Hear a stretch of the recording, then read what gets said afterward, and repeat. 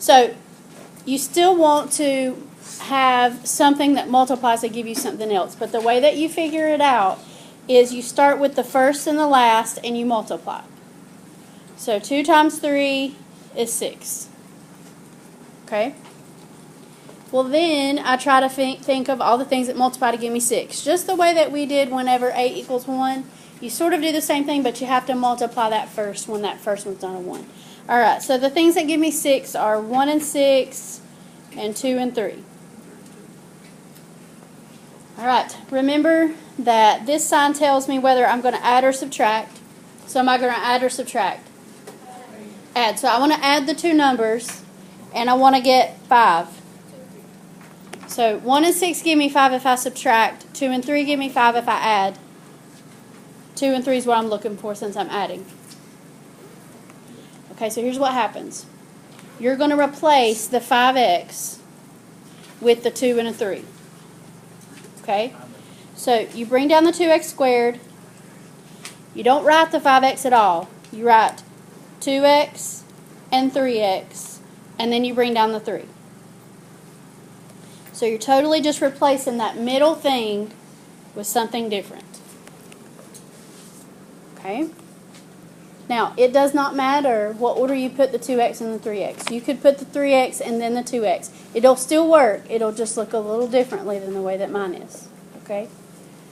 But the answer will be the same.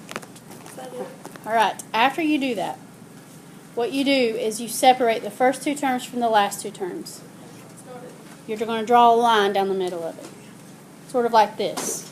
And make sure that you keep the sign, like with the 3, how there's a positive in front of the 3, that sign needs to stay with it. Okay? Now, you're going to find the greatest common factor of each thing on either side of the line. Okay, so 2x squared plus 2x. What's the greatest common factor?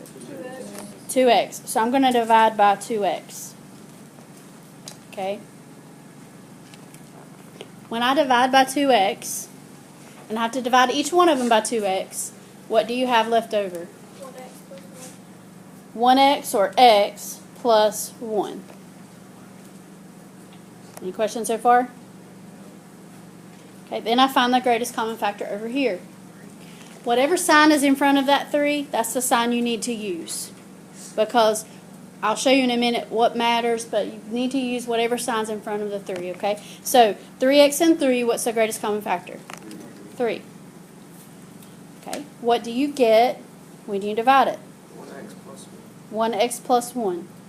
Okay, the two things in blue have to be the same. If they're not the same, you did something wrong somewhere in the problem. Because those two things have to be the same. Okay? The things in purple make one of your answers, and the thing in blue makes the other. So one of your answers is the blue part, which is x plus 1. And the other part of your answer is the purple part, which is 2x plus 3. Okay, so first thing we're going to do is we're going to multiply 5 times 6. 30. So let's think of the things that multiply to give me 30. Well, there's 1 and 30. 2 and 15. 5 and 6. 3 and 10. Okay. The last sign is a positive, so that means I want to add them. And I want to get a 13.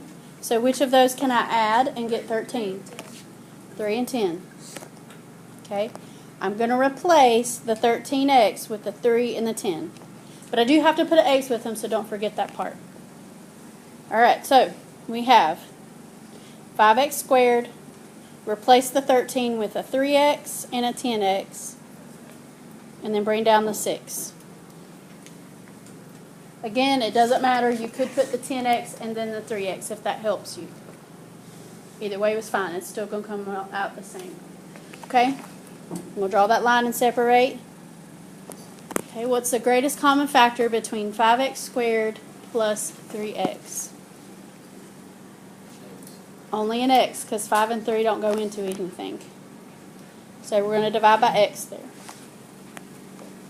Okay, what do I get when I divide by x?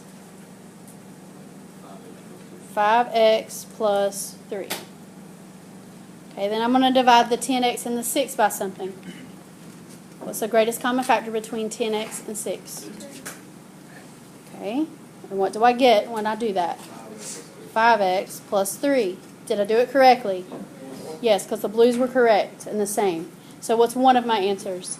5x plus 3. 5x plus 3. And what's the other part of the answer? X plus 2.